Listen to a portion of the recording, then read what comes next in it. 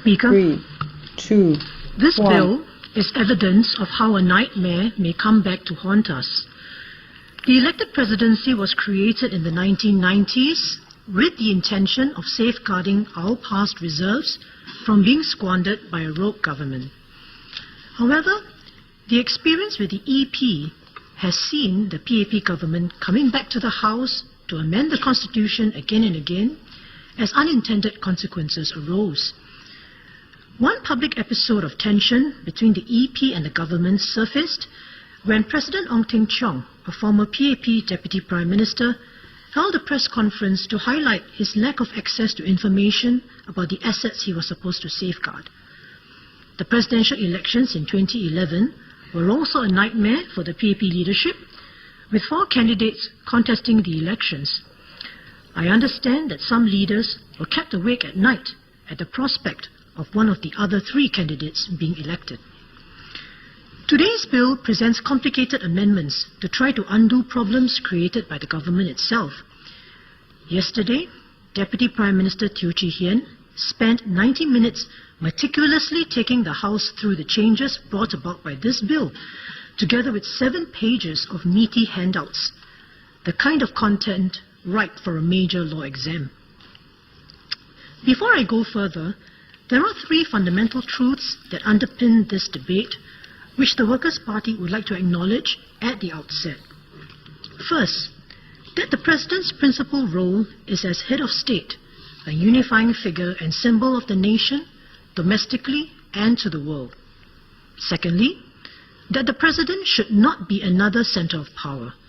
In fact, this was a concern that the Workers' Party had articulated since the 1980s when the EP was first mooted.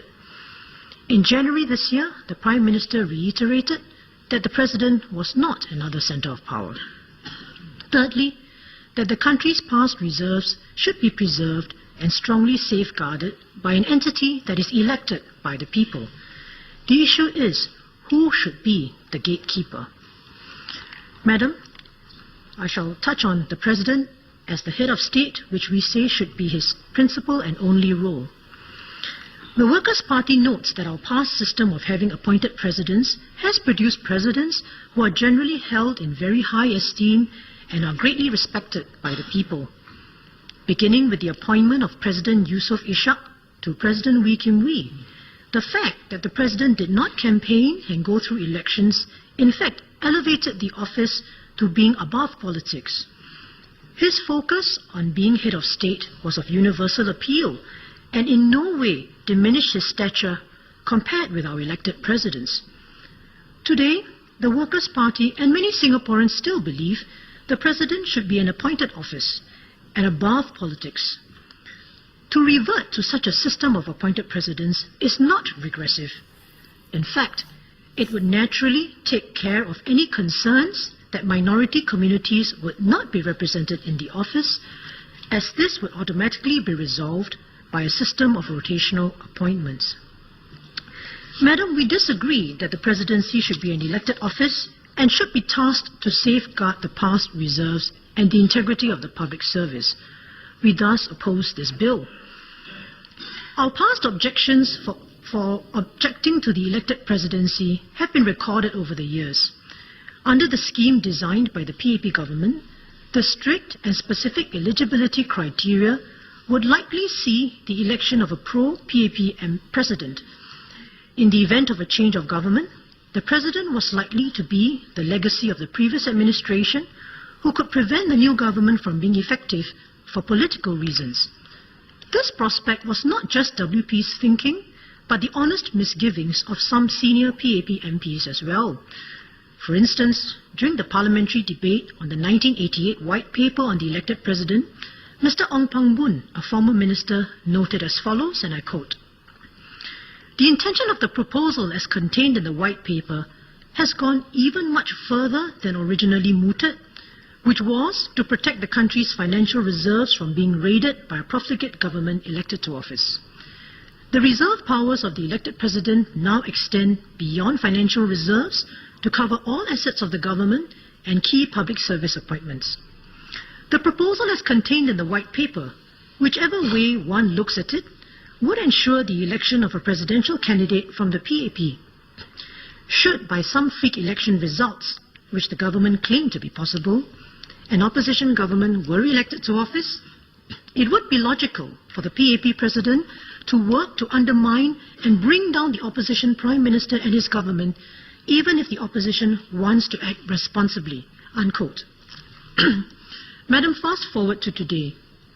Today, we have an even clearer picture as to why the president should not be asked to take on the dual role of being head of state and also safeguarding the reserves and public service at the same time. Such a dual role has an inherent tension that politicizes the office of the president. This fact was recognized by the Constitutional Commission to review specific aspects of the elected presidency. After considering the matter in detail and receiving submissions and evidence, the Commission felt compelled to point out the inherent problem with the dual role, even though it was going beyond its terms of reference to do so. The Commission noted that being a head of state was a unifying role, while being a custodian was a confrontational role. In addition, requiring the president to go through an election necessarily made him a partisan figure. The Commission also noted that the two roles required different chemistry. The Commission went on to ask the government to consider unbundling the two roles so that the president could concentrate on his role as head of state while the custodial role be given to another body of persons. We respectfully agree with the Commission's observations. Next, I move on to how the reserves and other matters may be safeguarded. The Workers' Party agrees that the country's reserves built up during the previous terms of government should be safeguarded. As the past reserves belong to the people of Singapore, we believe the safeguard should rest with Parliament as the elected representatives of the people.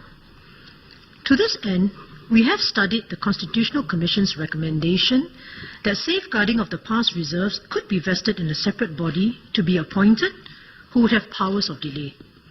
In other words, when the government wants to spend past reserves, it would need to send its proposal to this appointed body for review. If the body had reservations about the proposal, it would then send the proposal back to Parliament, who could then pass it with a supermajority vote. Madam, the Workers' Party has always acknowledged that the past reserves are worthy of strong safeguards.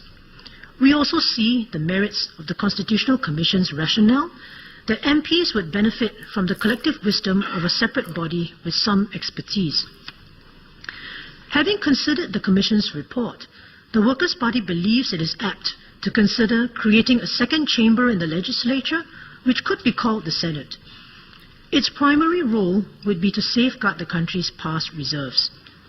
Besides past reserves, we recognize that there is also some public sentiment that it is prudent that a body outside the government should review the other decisions that the President is currently overseeing, such as approving key civil service appointments.